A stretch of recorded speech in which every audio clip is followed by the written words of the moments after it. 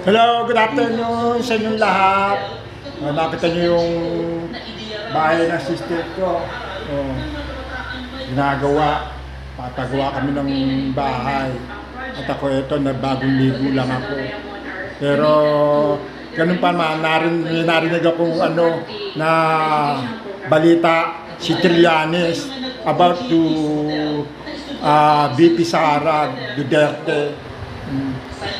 Ang tanong kasi ni Trillanes, manalo pa kaya itong si Sara Duterte na tatakbo siya sa eleksyon ng presidente ng Pilipinas. Ang tanong, manalo pa kaya? Diyos ko naman, kasi marami na kasi nagko-comment, mga nagkakalampagan dito sa Pilipinas kung siya ay mananalo pa dahil sa marami siyang mga in-demand na hindi na ito umaatin ng sa mga katulad to, yung napirmahan ni President Marcos, ni BBM Marcos na pinirmahan na yung 10,000 allowance. Tapos hindi naman siya umaten doon sa sa viewing ng ng pagbibigay ng allowance sa mga teacher. Ano ba yan? Nasaan ba siya? Puro lakwatsa ng lakwatsa, no comment. Dapat nandun siya kasi siya ang inaasahan, kasi siya ang DepEd ng President of DepEd ng Pilipinas. Kung basahan, dapat nandun siya, pinakausap niya ang mga leader ng mga teacher.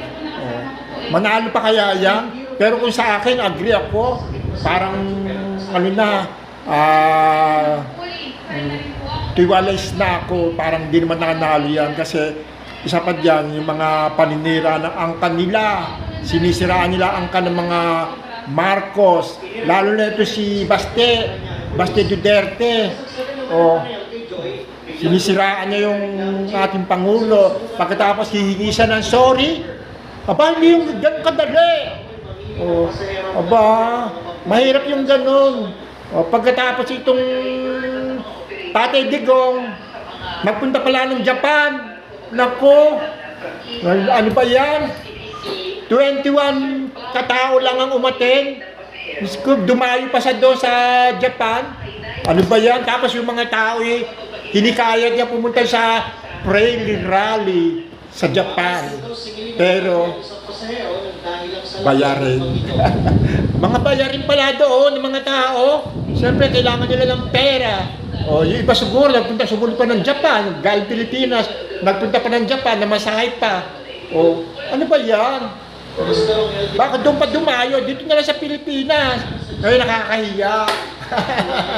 Nakakahiya. 21 people lang ang umaten. Disko, ano ba yan?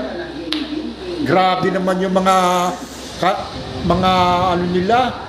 Wala nang maniniwala sa kanila kasi puro sila mga pangloloko, puro mga kasinungalingan lang kanila sinasabi sa prayer rally yan.